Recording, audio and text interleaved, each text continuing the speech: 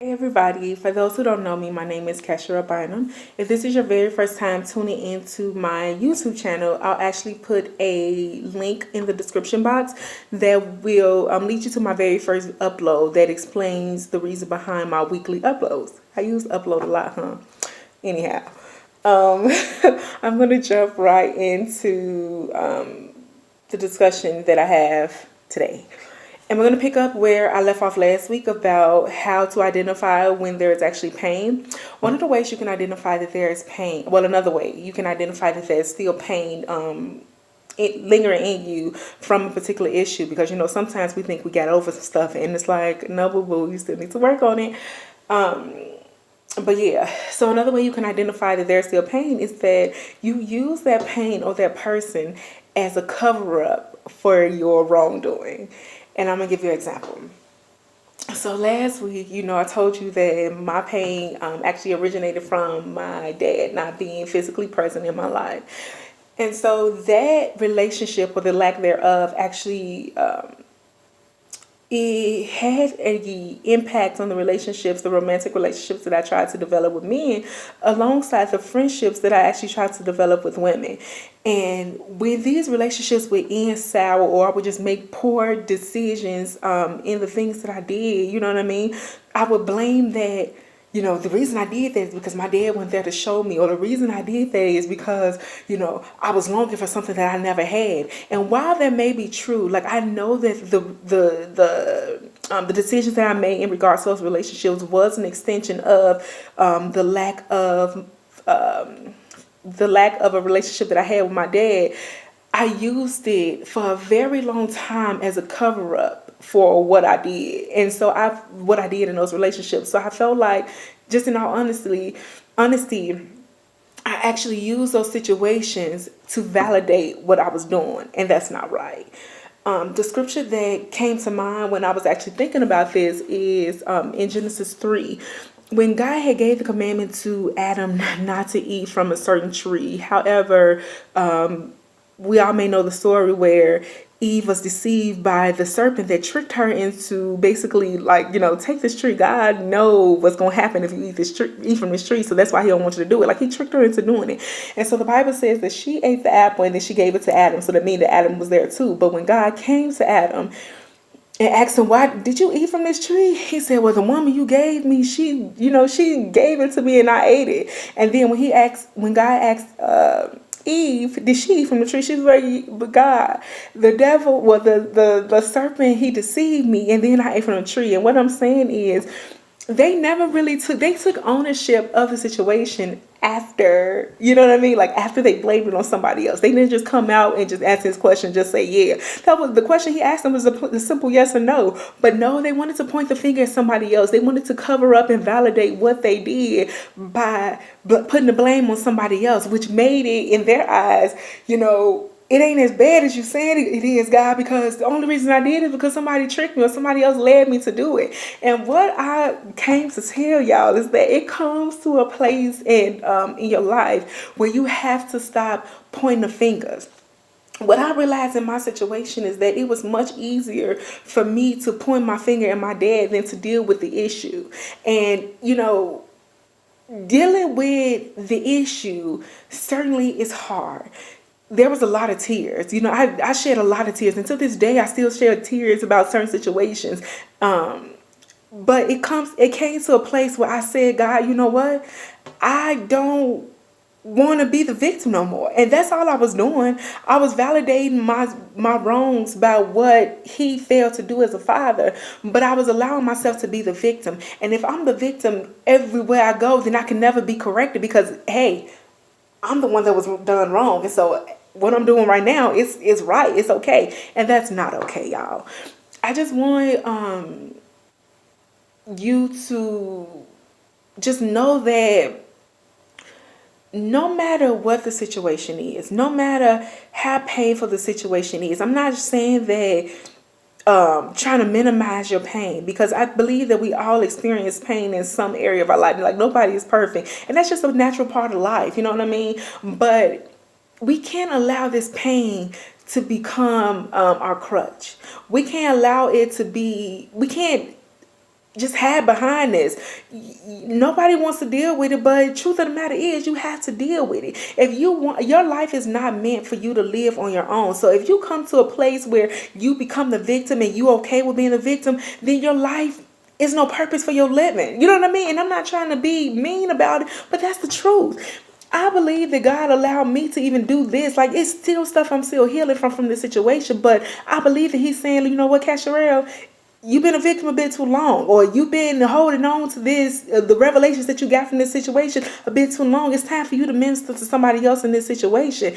And I just want to let you know that it's your time. Like, it's your time. Even if it's not your time to come out and minister to somebody else, it's your time to heal. You owe it to yourself to heal. And allowing yourself to be the victim, or claiming that you've been done so wrong, which you may have been. Like, it may be very well true, but how long you gonna hold on to this? Get over it. Like, for real. It's just time that I just believe that God is calling us out of our comfort zone. And I believe that hiding behind this pain has been comfortable for us. It hasn't felt good to us, but it allowed us to be okay with not going further or not going deeper into what we're supposed to do. And, holding on to this stuff, it does more damage to you than it does to the other person. I was actually watching TD Jakes. I set my DVR to actually record him when I'm not at home or whatever. And I like his show. It's TD Jakes show. I think that's the name of it. I don't know. But he said he was making a lot of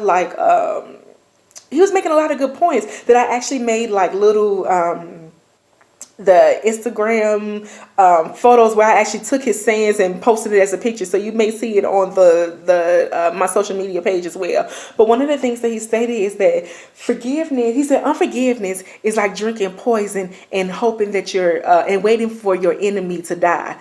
Yeah, like holding on to this stuff, it's just like you killing yourself. You're slowly killing yourself. Because while I was sitting there, I'm gonna use me as an example. While I was sitting there wishing that, my dad could feel my pain, or blaming him for everything else that, that was going on in my life that just wasn't like good feelings or good emotions arising from those situations. While I'm sitting there harboring over that, he was living his life. You know what I mean? My dad went and got married again. I got 2 younger siblings. Like, he was completely living his life. And I'm sitting around gaining weight. Oh, I'm going to start talking about that too when I start talking about the different issues that comes out of just not forgiving people. But that was one of my issues. Like, my weight fluctuates so bad. Like, one minute I could be, in a size 10, and the next minute I'm in a 12, 14. You know what I mean? And so, yeah, not forgiving people actually hurts you more than it hurt them. And so if you can't identify with the first 2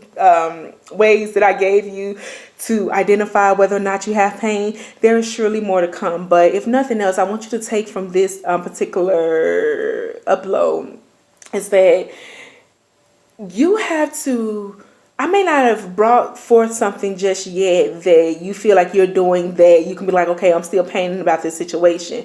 But I just dare you to truly evaluate your life. Take a look at what's really going on and see how it is for you, what's going on in your life that you can say like, dang, I haven't got over this situation. These are the ways that it resonated with me. These are the ways that it manifested in my life. But I'm sure if you take a look at the situation, at your particular situation, that you'll be able to identify like, hey, I haven't forgiven this person, or, this thing still bothers me. And what I'm not saying that, and that's another thing, like people think that just because you're healed that you forget situation. No, I ain't forgot none, boo-boo. Like, I ain't forgot what you did to me. But at the same time, forgiving somebody is basically putting them back in the position to hurt you. And I'm not saying that you are supposed to allow them to hurt you again, but that first situation should have taught you, like, there are certain things that needs to be in place so I can't walk down the same road. But what I am saying is that when you truly forgive somebody, there's something that happens, that there's a healing that takes place, that you can truly say that I'm good with you. Me and you good. If you need me, I'm there for you. You ain't got to be in a person's face all the time, because even though that I'm working on forgiving my dad, and then, I've came a long way because I came from not wanting to be around him at all to when I visit Chicago, I only stay at his house. You know what I mean? But there's still healing that needs to take place, and I just want you to truly look at your situation, seek God to help you to identify whatever it is that's going on in your life and whatever it is that you need to be healed from. But I truly just want you to know that this healing must take place in 2017. Like, you cannot end this year still dealing with this same issue. Am I saying that you're going to maybe be completely restored from it? I'm not saying it at all, but I am saying that it's possible. Yeah, I just pray that you really just see God for your particular situation.